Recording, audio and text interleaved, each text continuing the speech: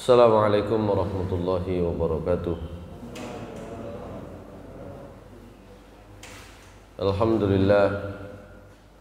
Alhamdulillahillazi arsala rasulahu bil huda wa dinil haqq liyuzhirahu 'alad dini kullihi wa kafa billahi shahida.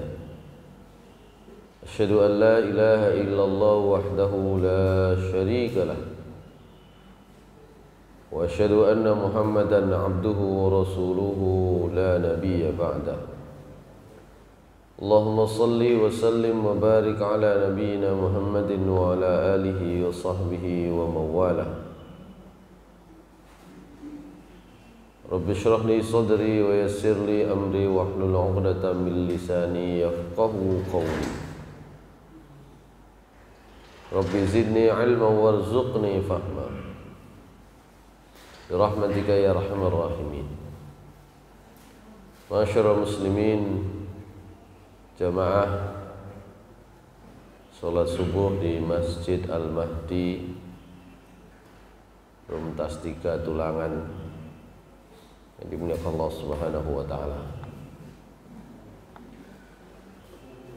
Kita sudah sampai di ayat 102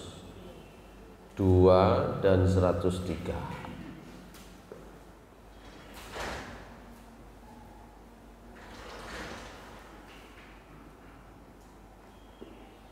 Di ayat 102 dan 103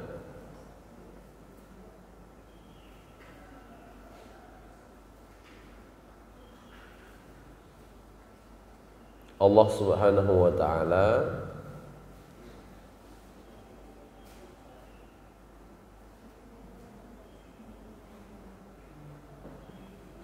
menceritakan kepada kita bagaimana Bani Israel itu mengikuti apa yang dipropagandakan oleh syaitan. Dalam hal apa? Dalam hal sihir.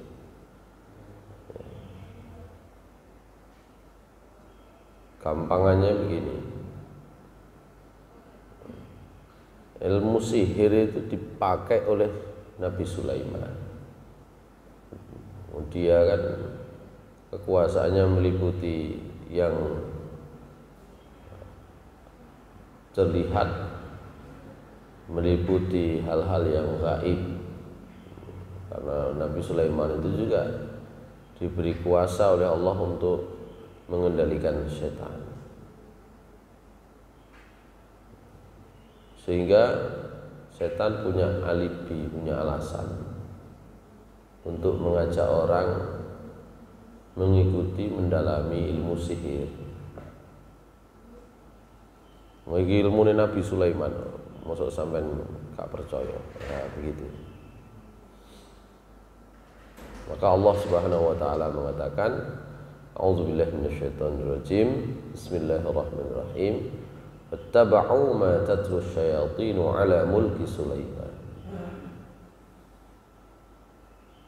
Jadi gampangannya propagandanya setan itu kalau ilmu begini salah itu Nabi Sulaiman itu juga mestinya salah. Kalau ilmu begini itu kafir, Nabi Sulaiman mestinya juga kafir. Itu propagandanya. Maka Allah menurunkan namanya malaikat Harut dan Marut, supaya malaikat ini mengajarkan juga ilmu semacam itu, ilmu perkara gaib itu. Tapi selalu disertai dengan penjelasan bahwa yang begini-begini ini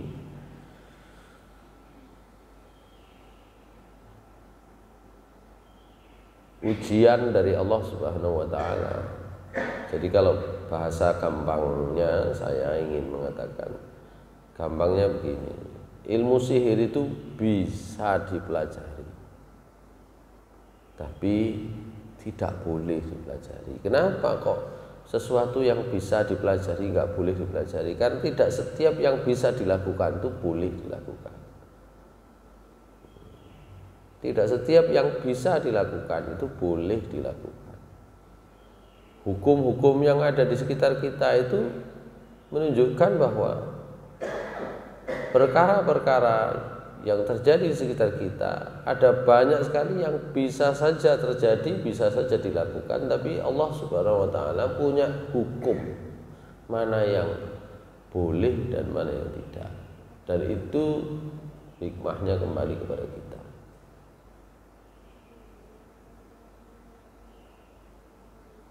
Saya sering mengambil contoh. Misalnya kita buka di dalam surah Nisa ya.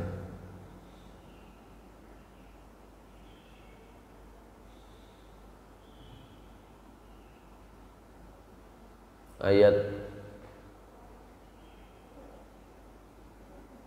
23.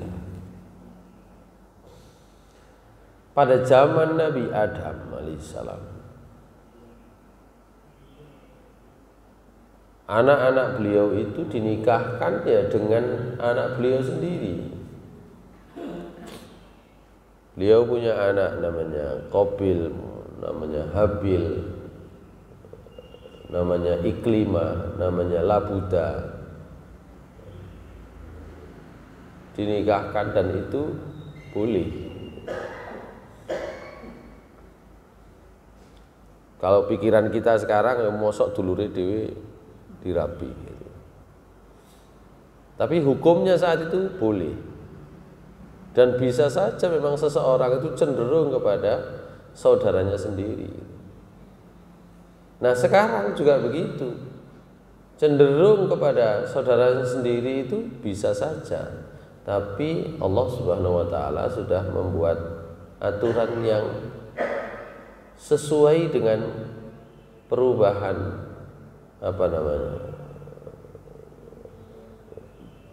kalau bahasa gampangnya itu terjadi mutasi genetika gitu ya. Kalau dulu itu enggak masalah, sekarang masalah. Menikah dengan saudara kalau dulu tidak masalah, sekarang masalah. Maka hukum Allah itu berlangsung sesuai dengan bagaimana sunnatullah itu berjalan. Maka Allah Subhanahu wa taala berfirman, A'udzubillahi minasyaitonirrajim. Bismillahirrahmanirrahim. Hurrimat 'alaikum ummahatukum wa banatukum wa akhawatukum wa 'ammatukum wa khalatukum wa banatul akhi wa banatul ukhti wa ummahatukum allati arda'nakum وأمهاتكم اللاتي أرضعنكم وأخواتكم من الرضاعة وأمهات نسائكم وربائبكم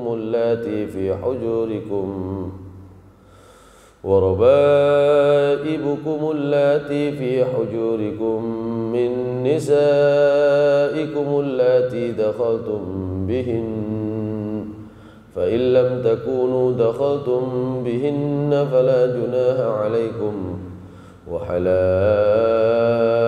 أبنائكم الذين من أصلابكم وأن تجمعوا بين الأختين إلا ما قد سلف إن الله كان غفورا رحيما. Sadaqallahul azim. Ini dibuat aturan. Apakah tidak bisa orang itu cenderung kepada saudaranya? Bisa sekali. Bisa. Tapi tidak setiap yang bisa dilakukan itu boleh dilakukan. Nah itu intinya begitu. Saya punya kerabat, jadi bukan orang lain ya. Saya punya kerabat, meskipun bukan kerabat yang hubungannya sangat dekat ya, jauh ya, karena dari orang tua di Jember itu ada yang tidak perlu terlalu dekat dengan adiknya sendiri, dengan ponakan. Jadi dengan ponakannya, di sini kan tidak boleh ya. Kalian dilarang menikahi dengan satu ibu kalian, dua anak-anak perempuan kalian, tiga saudara-saudara perempuan kalian, empat bibi-bibi kalian, gitu ya. Bibi dari ibu, bibi dari bapak. Ya. Banatul akhi, atau menikah dengan banatul akhi, anak perempuan saudara dan anak perempuan saudara perempuan. Itu namanya ponaan. Lo itu lo sih maksa, gitu ya. Menikahlah mereka.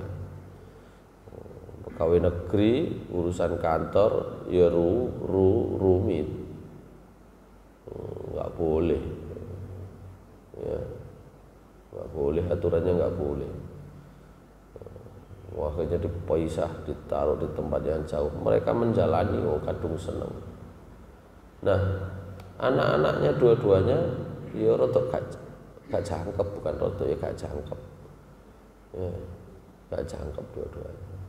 Jadi ketika Allah membuat aturan itu tentu sudah disertai dengan hikmah dan alasan. Bukan masalah iso gak iso, tapi boleh tidak boleh. Boleh gak? Tidak boleh. Nah, itu pula yang terkait dengan dunia perdukunan itu. Jadi kalau ada dukun iso ngitung, mungkin saja benar, mungkin. Ya. Tapi tidak boleh. Kita diajari untuk hidup fair, hidup itu yang gentleman, ya, yang gentle, bukan main belakang, gitu. Menggunakan jasa perdukunan itu kan main belakang. Sebelum terjadi sudah dihitung dulu. Hitungnya menggunakan ilmu dukun. Baik, itu tadi perumpamaannya. Jadi tidak semua yang bisa dilakukan itu boleh dilakukan. Maka di ayat 103 Allah Subhanahu wa taala menyatakan, walau annahum amanu wattaqau lamathubatun min 'indillahi khairul law kanu ya'lamun. Seandainya mereka beriman, bertakwa kepada Allah, tentu pahala di sisi Allah itu lebih baik, seandainya mereka mengetahui. Masyaallah muslimin rahimakumullah. Kita sekarang masuk di ayat 104 dan 105. Saya bukakan yang ada terjemahnya. Ini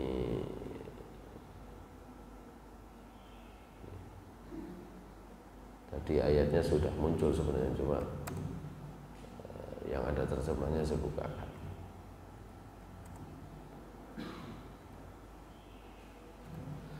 A'udzu billahi minasy syaithanir rajim. Bismillahirrahmanirrahim. Oh, ini harus di-reset. Udah pakai ini saja. Ya ayyuhalladzina amanu la taqulu ra'ina wa qulu zurna wasma'u walil kafirina 'adzabun alim. Ma yawaddu alladzina kafaru min ahlil kitabi walal musyrikina an yunazzala 'alaikum min khairin min rabbikum wallahu yakhtassu bi rahmatihi man yasha wallahu dzul fadlil 'adzim.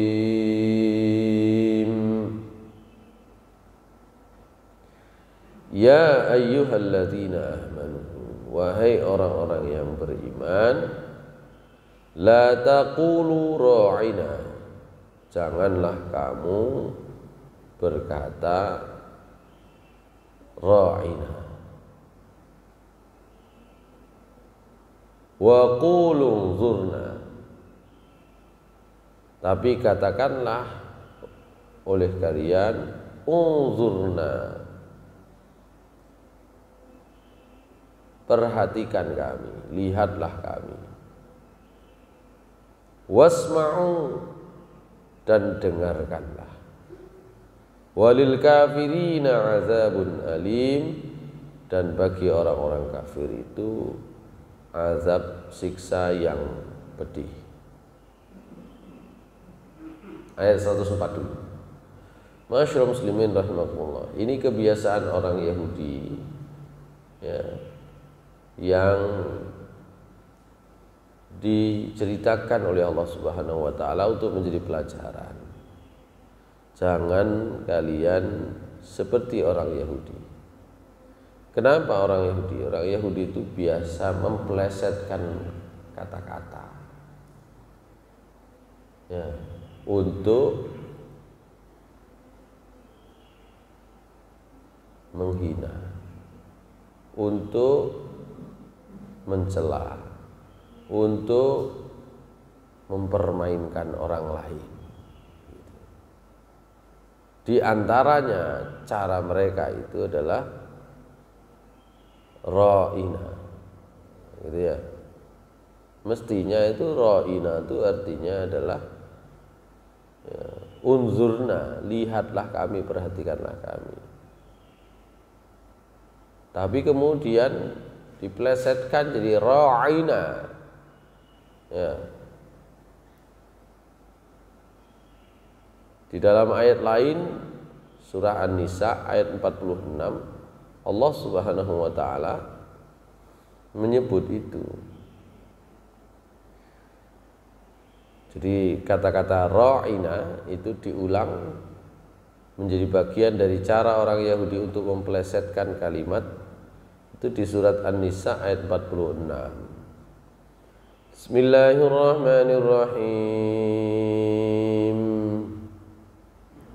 Minal ladzina hadu yuharrifuna al-kalima 'an mawadhi'ihi wa yaquluna sami'na wa 'asayna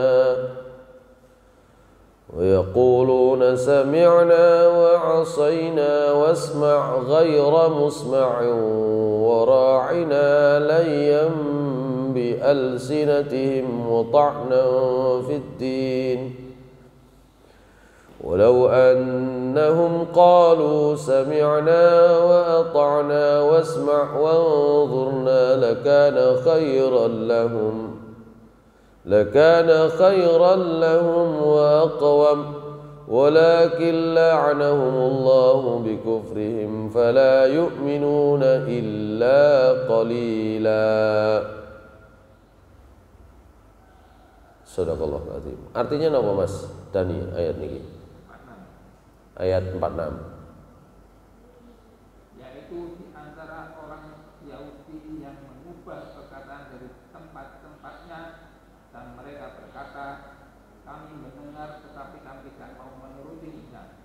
Dan mereka mengatakan pula, dengarlah, dan engkau Muhammad sebenarnya tidak mendengar apapun. Dan mereka mengatakan ro'ina, dengan mengembalikan lidahnya dan mencela agama. Segalanya mereka mengatakan kami mendengar dan patuh, dan dengarlah dan perhatikanlah kami. Tentulah itu lebih baik bagi mereka dan di tempat, tapi Allah melaknat mereka karena kekafiran mereka. Mereka tidak beriman kecuali sedikit sekali. Jadi ro'a yara itu kan melihat, ya. Kalau perhatikan kami itu, ya,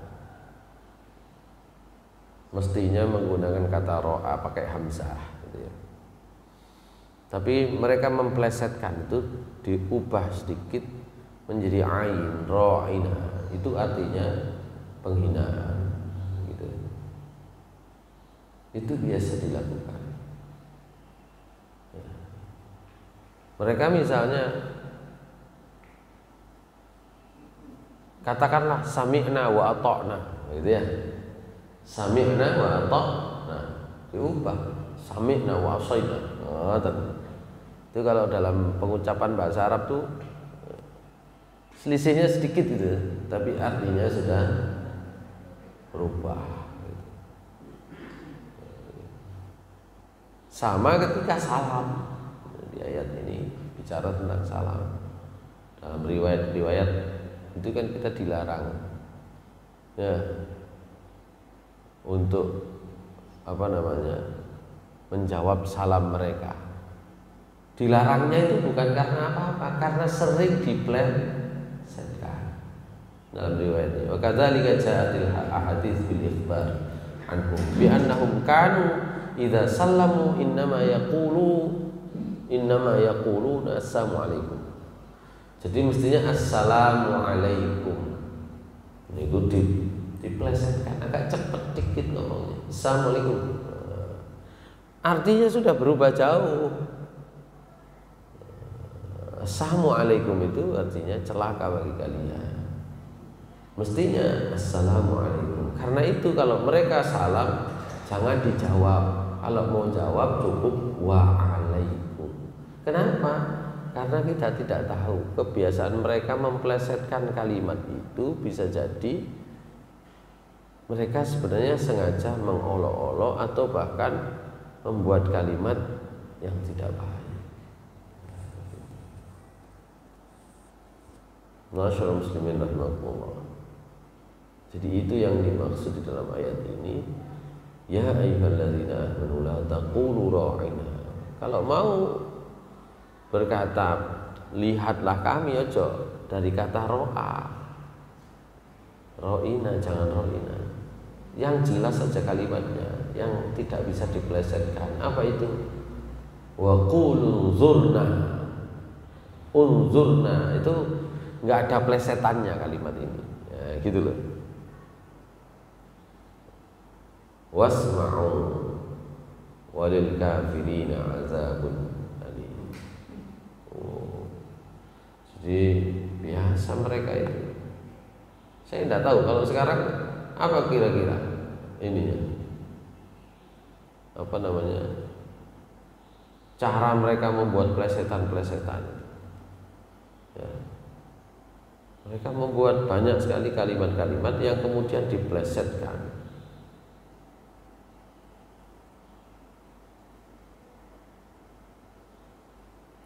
Masyaallah muslimin rahimahullah.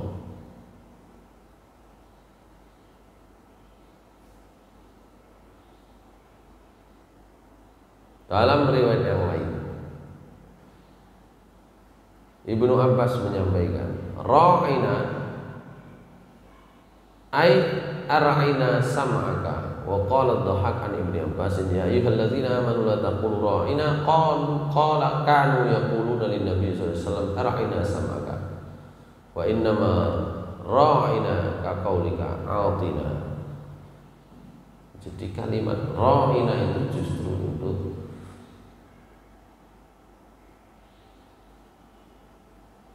mengolok-olok Nabi, dipakai oleh orang-orang Yahudi. Dan kata ini sempat qala ata'un la taqulu ra'ina kanat lughatan taqulu al-ansar fanahallahu anha. Jadi kata ini kadang dipakai oleh orang-orang Ansar, maka Allah Subhanahu wa taala menurunkan ayat ini.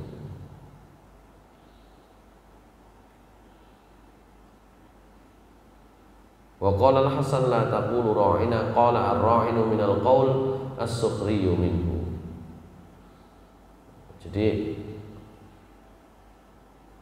kata-kata yang ra'in, kata-kata ra'ina itu menunjukkan as-sukhriyu minhu, menunjukkan apa? Olok-olok, ya, merendahkan. Nahahumullahu ay yaskharu min qauli Muhammadin sallallahu alaihi wasallam wa ma yad'uhum ilaihi minal Islam. Oleh karena itu Allah melarang mereka menggunakan kata ra'ina.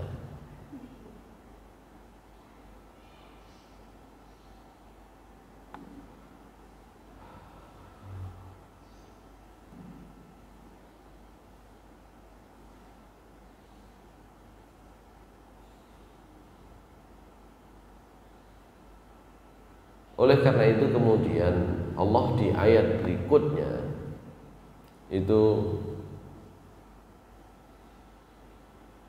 memberikan penjelasan mengapa mereka orang-orang Yahudi Madinah itu mengolok-olok Nabi Muhammad SAW. Mengapa mereka itu memplesetkan kalimat-kalimat yang baik itu menjadi kalimat-kalimat yang tidak baik yang ditujukan kepada Nabi Muhammad SAW.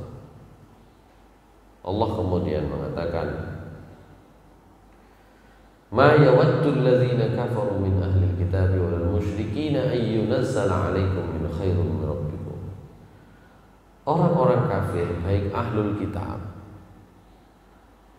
orang-orang kafir termasuk kaum musyrikin, tidaklah pernah berharap. Ma yawaddul ladzina kafaru, tidaklah berharap, tidaklah ingin orang-orang yang kafir itu, baik ahlul kitab maupun orang-orang musyrik, ayyunazzala 'alaikum min khairin min rabbikum, kalian itu diberi oleh Tuhan kalian kebaikan. Jadi orang-orang kafir, baik orang Quraisy maupun ahlul kitab, itu tidak pernah ingin kalian itu mendapat kebaikan dari Allah Subhanahu wa taala.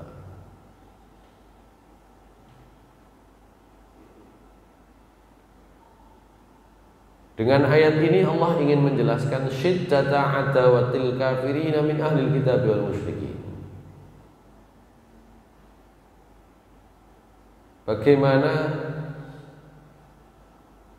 seriusnya permusuhan orang-orang kafir, apakah itu ahlul kitab maupun orang-orang musyrik. Oleh karena itu Allah memberi peringatan kepada kaum mukminin supaya tidak menyamai perilaku mereka.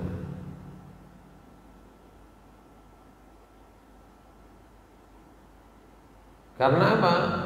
Karena sesungguhnya Allah Subhanahu wa taala kan tidak kita dibatasi mau ngasih nikmat kepada siapa saja. Wallahu yakhtassu bi rahmatihi man yasha. Wallahu dzul fadlil azim.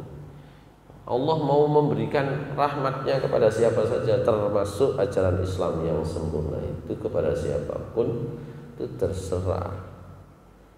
Dulu kita sudah bahas di ayat berapa ya? Di ayat 90 kalau tidak salah ya, atau di ayat 90 insyaallah ya, ayat 89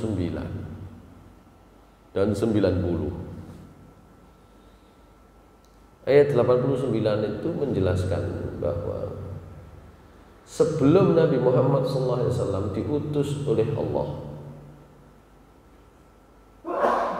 orang-orang Yahudi itu sebenarnya berharap kedatangan Nabi terakhir. Kenapa? Karena orang Yahudi itu, jadi sebelum Nabi Muhammad SAW diutus, di Madinah itu ada dua kelompok besar. Satu pribumi, satu pendatang. Yang pribumi itu nama sukunya adalah Aus dan Khazraj, itu pribumi Madinah, asli Madinah. Yang pendatang itu orang Yahudi. Orang Aus dan Khazraj itu sama dengan orang Mekah sebenarnya. Apa itu? Musyrik, pagan, penyembah berhala. Orang Yahudi Madinah itu menyembah Allah. Nah itu sering kali mereka perang. Sebelum orang Aus dan Khazraj perang, orang Yahudi juga sering perang. Nah, sering kalah orang Yahudi itu kalau bab perang, gitu loh. Orang Yahudi kalau bab perang sering kalah, meskipun secara ekonomi kalau bisnis mereka menang, tapi kalau perang mereka kalah. Itu diolok-olok itu sama orang musyrik. Kamu agama apa? Kalahan gitu. Maka mereka kemudian meminta supaya segera memohon kepada Allah supaya segera Nabi itu segera diutus dulu. Maka mereka meminta itu supaya apa? Kalau Nabi diutus, Nabi yang akan diutus itu mendukung mereka untuk mengalahkan orang pribumi Aus dan Khazraj. Maka Allah berfirman, Bismillahirrahmanirrahim, ayat 89.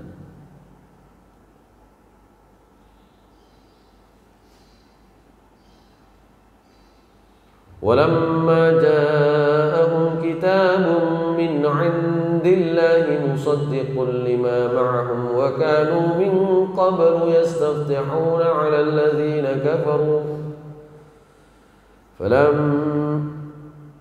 falamma ja'ahum ma 'arafu kafaru bih fala'natullahi 'alal kafirin. Tatkala datang kitab Allah yang berasal dari sisi Allah dan itu isinya membenarkan isi Taurat, itu di satu sisi. Datang Al-Quran dari sisi Allah membenarkan isi Taurat yang ada di tangan orang-orang Yahudi, di satu sisi. Di sisi lain, wa kanu min qablu yastaftihuna 'alal ladzina kafaru. Di sisi lain, orang-orang Yahudi itu sebelum datangnya Nabi Muhammad SAW dan diturunkannya Al-Quran, itu mereka minta kemenangan 'alal ladzina kafaru, kepada orang-orang kafir musyrik. Mereka minta. Falamma ja'ahum ma'arafu kafaru bi. Tatkala sudah datang apa yang sebenarnya mereka sudah kenal, kafaru bi, mereka kafir ternyata. Mereka ingkar. Ingkarnya kenapa? Di ayat selanjutnya. Bi'sa mashtaru bihi anfusahum ay yakfuru bima anzalallahu baghyan ay yunazzilallahu min fadlihi 'ala man yasha'u min ibadihi. Alangkah buruk sikap orang-orang Yahudi Madinah pada saat itu yang sudah membeli apa yang dibeli? Kekufuran. Dengan apa? Dengan diri mereka. Jadi mereka membeli kekufuran dengan diri mereka.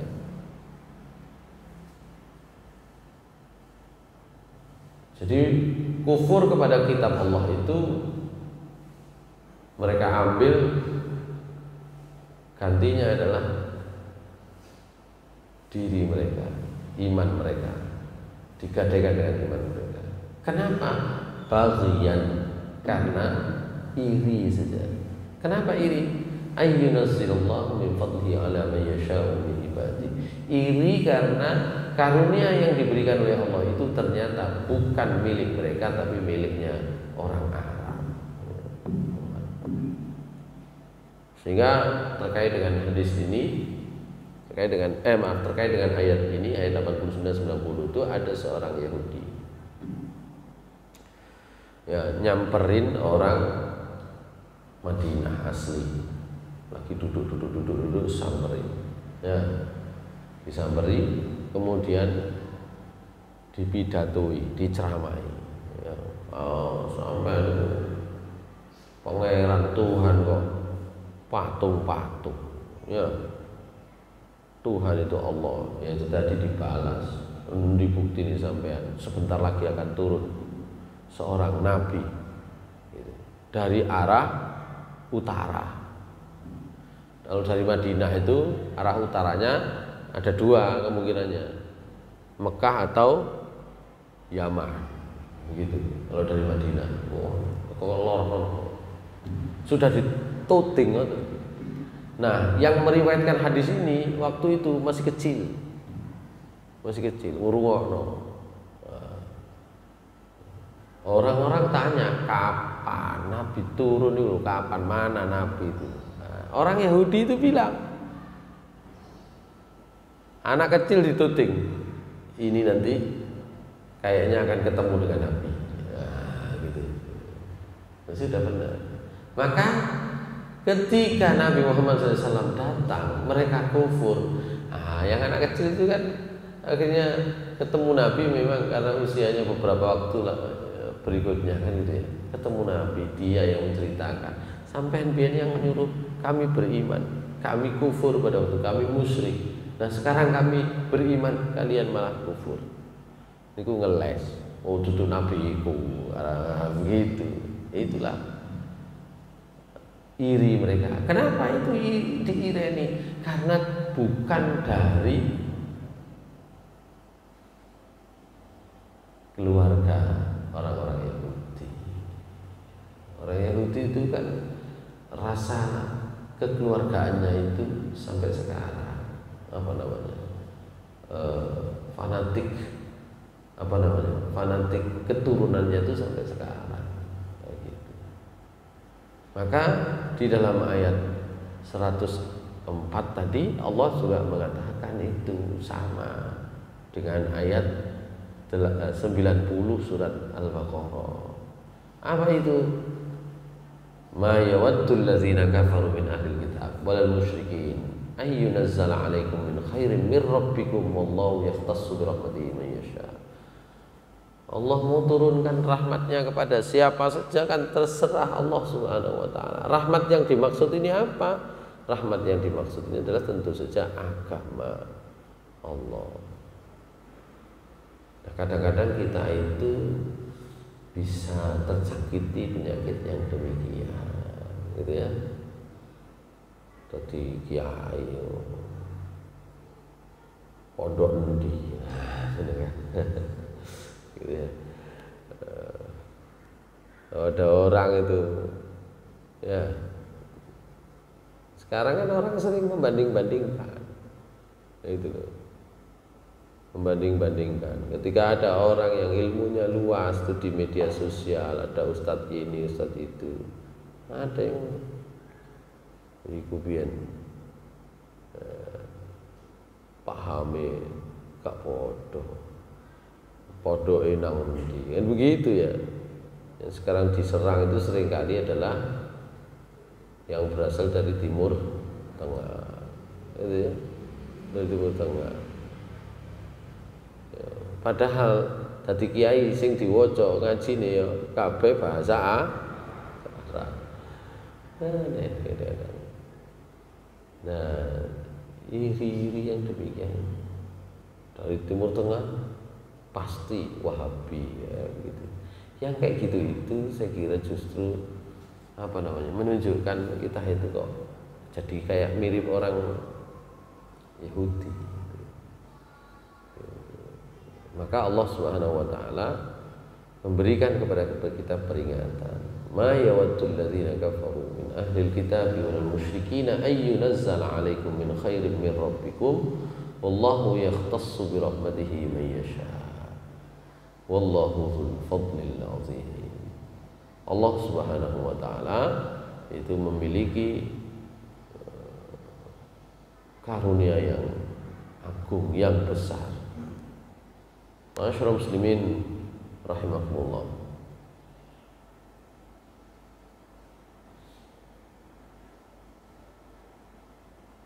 Itulah yang kemudian menjadikan kita itu harus belajar bahwa kisah-kisah di dalam Al-Quran itu memang ditujukan supaya pelajaran-pelajaran besar yang bisa kita peroleh dari perilaku orang-orang terdahulu itu memberikan dampak yang positif kepada kita sekalian. Dalam berdakwah, di dalam beragama itu banyak sekali persoalan-persoalan. Kita itu ketika percaya kepada Allah Subhanahu wa taala itu biasanya selalu dihadapkan pada pembuktian. Gitu ya. Nabi Muhammad SAW ketika menyatakan diri sebagai nabi dan rasul, itu orang itu selalu minta bukti. Ya. Bukti kalau memang dia itu benar, bukti kalau dia itu memang nabi, bukti bahwa memang pilihan. Ya. Diminta menunjukkan apa saja, hal-hal yang kadang-kadang jauh dari realitas saat itu. Isra Mi'raj buktekno. Nah, ya apa bukti ini? Isra Mi'raj. Dites Nabi itu. Ya. Maka Nabi harus bercerita selama perjalanannya ada apa saja, itu dites. Jadi ketika Isra Mi'raj Nabi ditanya itu, apa buktinya sampai Isra Mi'raj? Tak mungkin. Gitu ya. Kebetulan Nabi Muhammad SAW kemudian menceritakan sebagian pengalaman perjalanannya. Ya. Nanti ada satu kaum yang kampungnya diobrak-abrik oleh angin topan, badai. Saya melewati satu kampung itu. Kemudian saya lewat di satu tempat untuk sekedar mengambil air minum, kata Rasulullah SAW. Jadi tandon di kampung tersebut, jadi kampung itu punya tandon. Tandon itu ditutup rapat oleh orang sana. Saya minum sebentar di sana. Kemudian saya kembali meneruskan perjalanan. Nah, begitu. Diajak oleh siapa? Malaikat Jibril dan Buraq untuk melanjutkan perjalanan. Loh, ternyata penduduk kampung itu ketemu dengan yang tanya gitu ya. Dikonfirmasi, benar nggak? Kamu dari mana? Dari sini. Apa yang terjadi pada kalian? Wah, kami habis diobrak-abrik angin topan. Oh, benar ketemu. Ya. Kemudian ketemu lagi dengan orang yang kampungnya itu tandon airnya itu diminum oleh Nabi Muhammad SAW. Itu cerita juga. Kami itu tiba-tiba kehilangan, tiba-tiba kaget karena tiba-tiba tandon air minum kami itu kok berkurang banyak. Gitu. Itu Nabi itu dites dengan banyak pertanyaan untuk menunjukkan kebenaran. Lah, masyaallah muslimin rahimakumullah, kita sebagai umat Islam itu pasti akan diminta pembuktian. Gimana ngarani wong Islam itu benar, wong Islam itu nang dindi kalah. Di mana-mana kalah. Ilmu pengetahuan kalah, politik kalah, ini kalah. Jadi bukti benernya di mana? Gitu. Benar itu harusnya bisa menunjukkan bukti. Orang akan menghitung itu, karena itu menjadi umat Islam saat ini tantangan terbesarnya adalah menunjukkan bukti kebenaran Islam dengan apa? Dengan prestasi dan kemenangan-kemenangan. Kalau nggak begitu nggak dipercaya. Nggak dipercaya. Apa buktinya kita mendapatkan karunia besar dari Allah? Agama ini benar, apa buktinya? Begitu. Nabi Muhammad SAW saja yang membuktikan kebenaran ajaran agamanya dengan banyak fakta-fakta yang disebut dengan mukjizat-mukjizat. Itu saja loh sudah, masih banyak diolok-olok oleh orang lain. Nah, kita ya lebih rendah saat ini. Kenapa? Karena itu tadi, umat Islam itu dalam segala aspek saat ini, khususnya di Indonesia, itu lemah ya. Politik lemah, ekonomi lemah ya. Bahkan ilmu pengetahuan juga lemah, meskipun potensinya besar. Potensinya besar ya. Kalau dibilang bahwa Indonesia akan sampai pada generasi emas, ya, ada bonus demografi. Itu bonus demografinya tidak lain adalah umat Islam, ya. Bonus demografi itu jumlah penduduk usia angkatan kerja, angkatan muda itu jauh lebih banyak daripada yang lain-lain, angkatan tua dan yang anak-anak. Artinya apa? Iku nek kerja kabeh kan sugih, gampangane gitu. Kita ini saat ini berada pada posisi kelebihan angkatan kerja. Wah, angkatan kerja. Sing nom-nom niku kathah niki. Ngoten lho. Dan itu disebut bonus demografi. Nek kerja. Tapi nek nganggur iku sono. Anak muda itu makannya banyak, Pak. Ya, kebutuhannya banyak. Loh, wayahe iku nek kerja iku kayane akeh, kok gak kerja yo mangane sing akeh, itu sing habis itu kan susah itu. Itu namanya bencana demografi. Jadi bisa berkebalikan. Dan ketika disebut Indonesia, karena 86% itu orang Islam, ya berarti bonus demografinya adalah orang Islam, gitu. Tapi itu tadi bonus demografi itu kalau mereka kerja, ya, sampai duwe anak wis gede-gede, ya, gede-gede kan, usia kerja semua, wah enteng sampean, kan begitu, gampangannya kan begitu, gede-gede mangane akeh. Sik gurung oleh penggawean, mau kerja ditolak gara-gara apa? Belum punya surat vaksin. Ini berapa kali yang ini ke saya itu, kapan ada vaksin Ustaz? Kapan ada vaksin? Oh, vaksin itu rebutan. Kenapa rebutan? Kadang-kadang bukan untuk kesehatan, untuk bisa diterima kerja, ya. Daftar di tempat kerja yang ikatan dinas, syaratnya sudah vaksin. Daftar ini vaksin. Daftar mahasiswa meskipun tidak ada vaksin, kalau daftar mahasiswa pakai surat vaksin pasti kasih daftar, kan gitu ya. Tapi ketika sudah diterima langsung didata vaksin atau belum, sudah vaksin atau belum. Sekarang itu begitu modelnya. Ya itu tadi, kalau angkatan kerja, angkatan mudanya adalah orang-orang yang memang bekerja dan produktif, wah kaya. Tapi kalau sebaliknya itu menjadi beban. Nah, umat Islam dituntut untuk membuktikan agama sampai itu benar itu tekondi. Dari mana? Segala aspek kehidupan itu tertinggal, kalah. Gitu. Masya Allah. Karena itu umat Islam didorong untuk senantiasa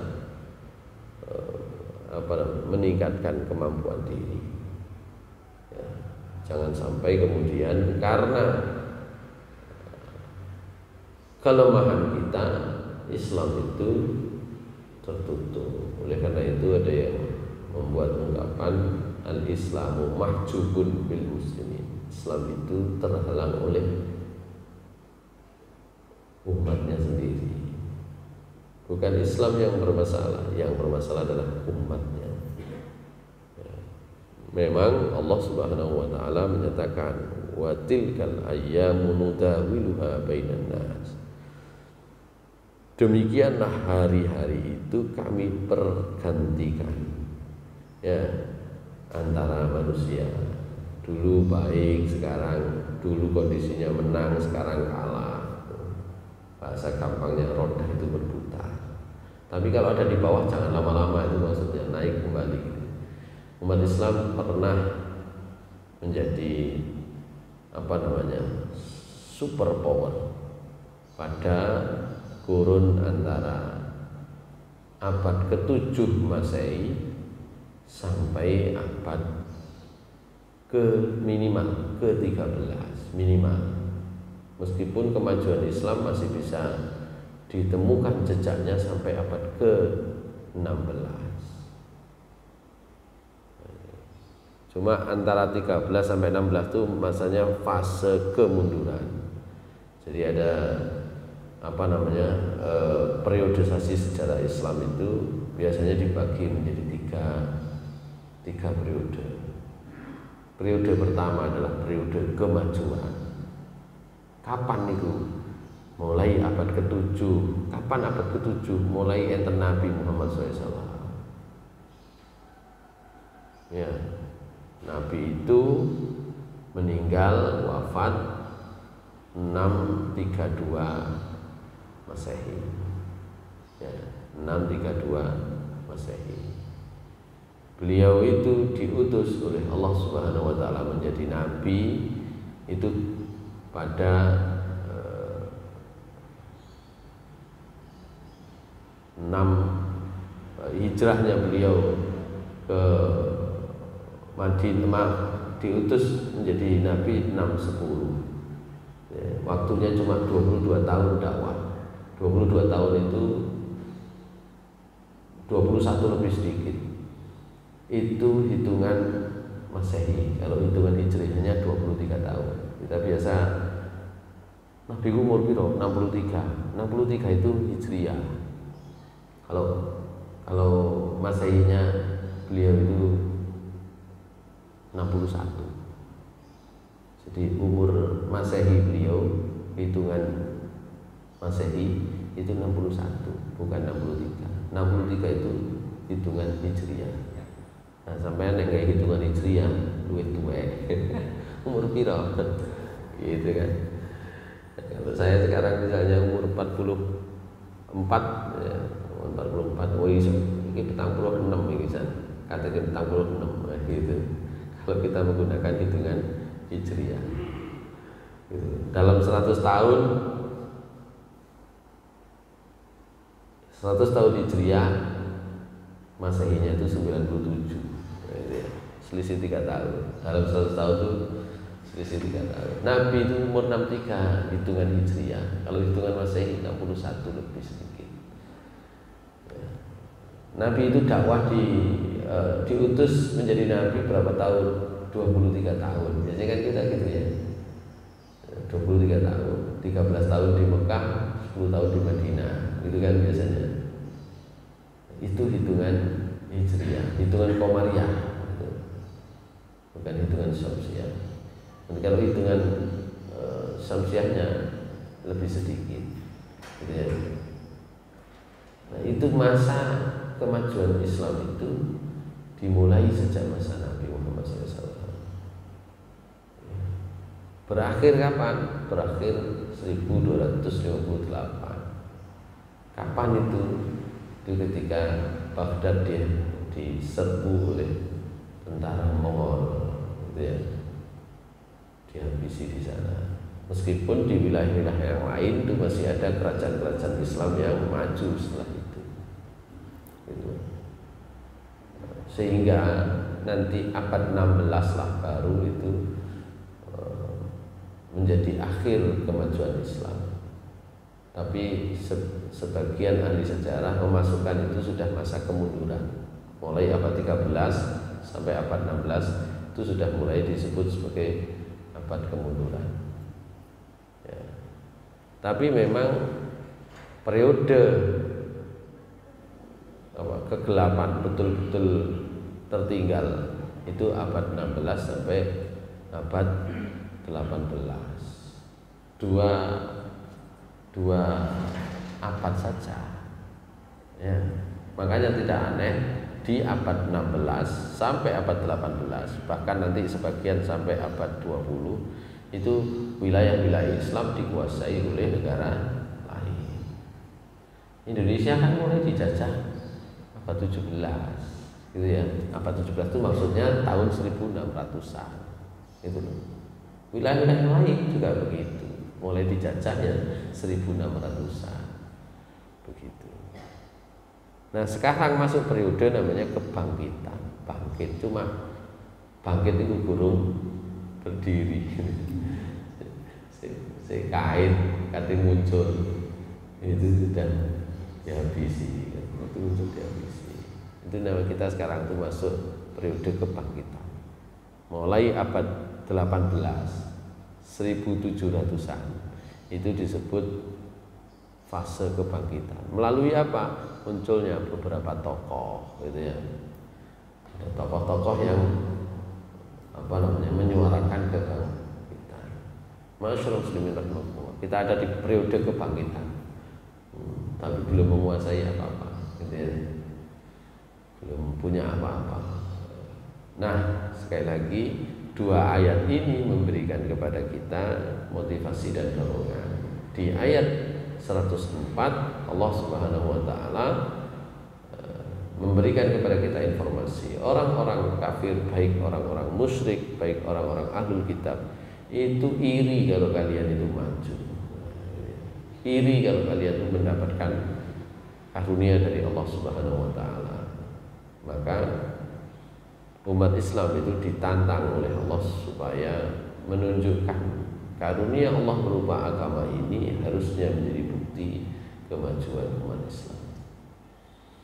Saya kira demikian ayat ini, dua ayat Al-Quran.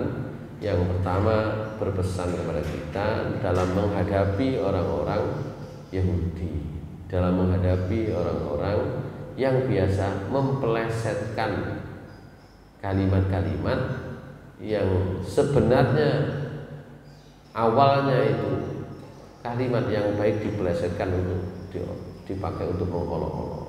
Jadi kalau menghadapi orang lain itu harus tahu karakternya.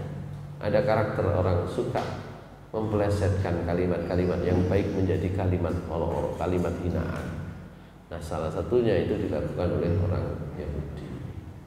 Jadi kalau ada hukum di dalam menjawab salam orang non-muslim ya dengan ungkapan wa'alaikum, itu dikarenakan orang-orang Yahudi pada saat itu biasa mempelesetkan salam.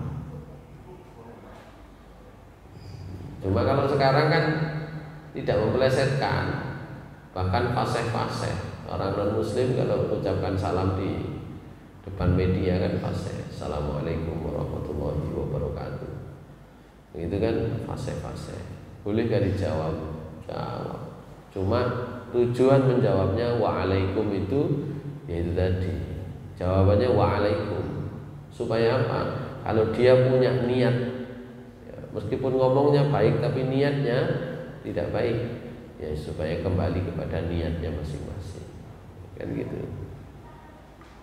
Kalau orang Yahudi biasa mempelesetkan assalamualaikum, assalamualaikum, celaka bagi kalian itu ya, jawabannya wa'alaikum, sampai celaka pisan gitu. Jadi mengapa kok menjawabnya dengan wa'alaikum?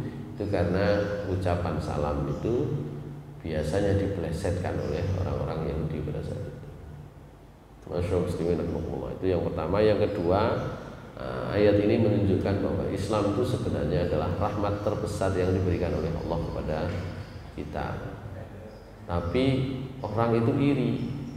Nah, karena itu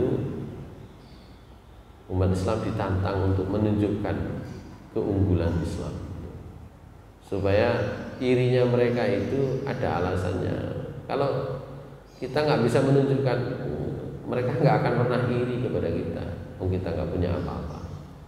Itu saya kira pelajaran penting, dua pelajaran penting dari dua ayat ini. Mudah-mudahan kita diberikan oleh Allah Subhanahu wa taala rahmat yang terus-menerus. Qul qul hadza wa sallallahu alaihi wa sallam. Assalamualaikum warahmatullahi wabarakatuh.